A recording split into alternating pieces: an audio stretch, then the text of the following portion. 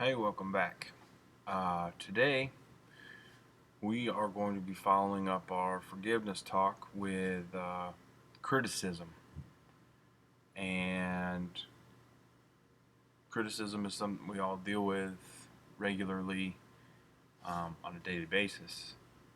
You know, I'm going to start off reading from Philippians 2:14 through 16,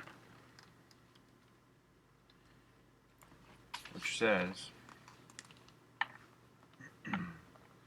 "Do everything without complaining and arguing, so that no one can criticize you. Live clean, innocent lives as children of God, shining like bright lights in a world full of crooked and perverse people. Hold firmly to the word of life. Then, on the day of Christ's return, I will be proud that I did not run the race in vain and that my work was not useless." Everybody's got critics. I've got them. You've got them. Everybody's got them. The only way to not have critics is to not do anything ever. At all. Period. If you do something, somebody's not going to like it. How you handle criticism is really important. It affects you in your outreach and your way of speaking to people. It affects the way that you're dealing with people that you're reaching out to. Maybe the criticism has affected you, and when you go to reach out to this person, they need your 100%, but you're not at 100% because you let that criticism get too close to your heart. Criticism is important. The best thing that you can do from criticism is take whatever you can get out of it and ignore all the trash surrounding it. Something that I like to think of often is that all criticism isn't bad, but all flattery isn't good either. I'm going to read Proverbs 15:5.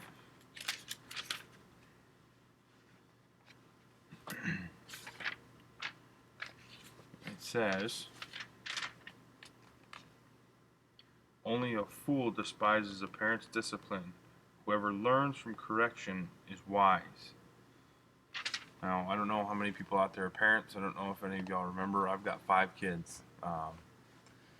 It's one of the reasons this video is coming a day late. Everybody in my house has been sick, so I haven't been able to get all the research and studying done that I needed to get done. So, if you've got kids, critique them in a loving way, lead them in a loving way, so that they can learn to accept it and grow from it. You cannot perfect what you do without being criticized. It's not possible. You can criticize yourself, but even that's not going to get you where you need to be. You need a third party, an outside view of how things are going, what's going on, what other people are seeing, so that you can better equip yourself. Another thing about criticism is if you're getting criticized by your message, by what you're saying, by the words you're bringing, you're not being ignored, which is a good thing. You get people that are criticizing you, guess what? They're still hearing you. They've got to hear you to criticize you. And that's a step in. You've got to live right when you're out there putting yourself out there, like I've been putting myself out there for any of you that are watching this.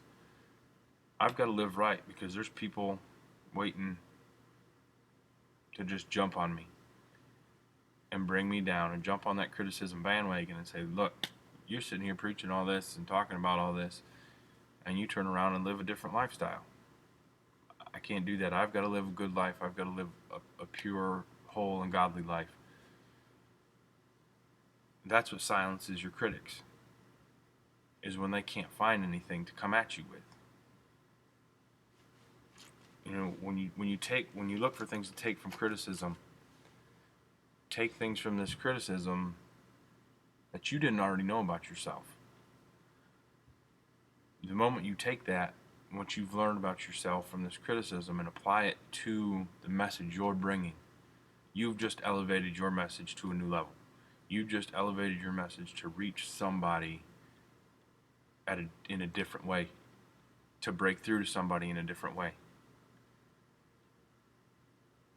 You know, while you're following this calling, while I'm following my calling in life, well, there's people out there that criticize. They don't like it because I found a calling in life.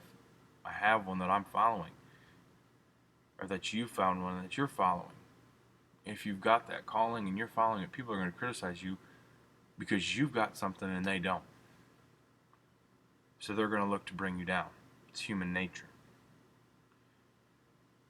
Sometimes criticism can come as simply as a distraction from the devil. You know, when it says in the Bible, the devil comes to steal, kill, and destroy, you got to think, okay, well, the devil can't steal, kill, and destroy miracles of God. Miraculous signs and wonders, amazing things that God's doing in your life. He can't steal that. He can't stop God. He can steal your joy from these things that God's doing in your life. He can come in and throw some bad news, or get somebody to harass you and criticize you constantly about what you're doing. That's going to take your joy away from the benefits that God is bringing to your life because you're following Him. You know, anytime you're about to be effective in your message, people are going to come at you hard and heavy for criticism. They're going to look for every single thing they can find to shut you up, to slow you down. Because sometimes your message, what you're bringing to light, what you're preaching, what you're talking, the Word of God you're bringing to people's lives, sometimes your message highlights somebody else's faulty message. It reminds me of a story that I came across while doing my research for this one. It was about a crippled woman in the Bible who came to the same temple every day for 18 years and was never healed. She's crippled and hobbled over. And the day that Jesus was there, Jesus told her that she was freed from being crippled. And immediately the Pharisees criticized Jesus for healing this crippled woman. They criticized him for healing on the Sabbath. They're reaching for strings there, in my opinion.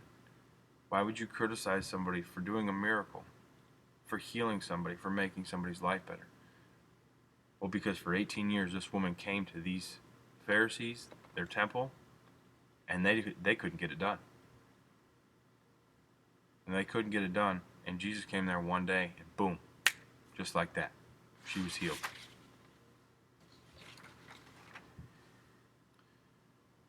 You know, some of the reasons people are going to criticize you is because you don't fit into their idea of normal. Because you don't see things the way they see things, because of what you represent, and because of what you're bringing, what you're speaking on, the company you're affiliated with, the church you're affiliated with, the religion, this, that, and the other thing. They're going to come at you for whatever they can. You know, and you've got to learn how to deal with that. One thing that I've been trying hard to do is I've been trying hard to have faith in the face of my critics. When people are sitting there saying, oh, your God can't do this, your God can't do that. Well, if you serve this mighty God and you're getting a better relationship with Him, how come all these other people around you are getting all these great things in their life and you're stuck in the same spot. And what I tell them is, God's got a bigger plan for my life. I don't see it. All I get to see is the next step. I don't always get to see the mountaintop.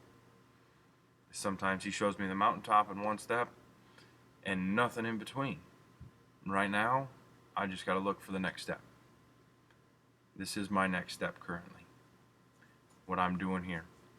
I love what I'm doing. I like reaching out to all of you. And sometimes you can even catch criticism because your message is going to land you in a crossfire of something that's already going on with people. You're going to come to them saying, look, this is what God's telling me to say to you. And boom, you just put yourself in the middle of a long existing battle, a long existing issue between them and maybe somebody else, them and God, them and the devil. It'll put you in a crossfire. If you know what you're doing is right, don't let the criticism stop you. Persevere, push through. Because you never know, when you push through, that next person you reach out to, you may save their life. You may lead them to Christ. You may save them.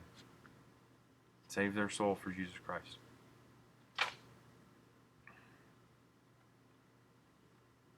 The last part of this that I want to talk about is listening closely to the criticism that you're getting.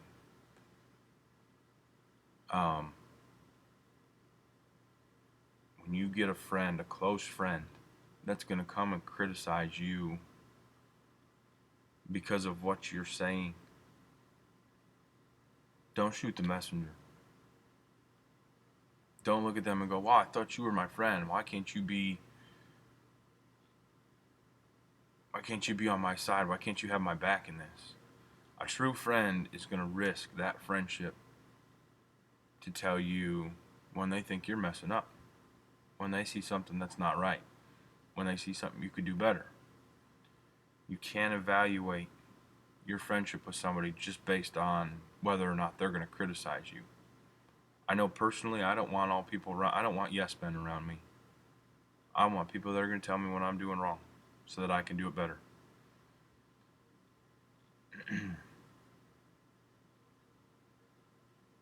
The last thing that I've got to say today is don't respond to the negative criticism. It's going to come, and you can take from it what you can, but don't respond to it, because when you respond to it and retaliate to it, you take all the power that Christ has given you in your message and you give it over to them. And they don't deserve to have the power that God gave you. That's your power. That's your gift from God. I know this one ran a little bit longer today. Anybody needs anything to pray about, feel free to leave it in the comments, even if it's just vague and it's not real specific. I'll still pray for you about it. With that, I will talk to you all next time. Enjoy. God bless. Have a good week.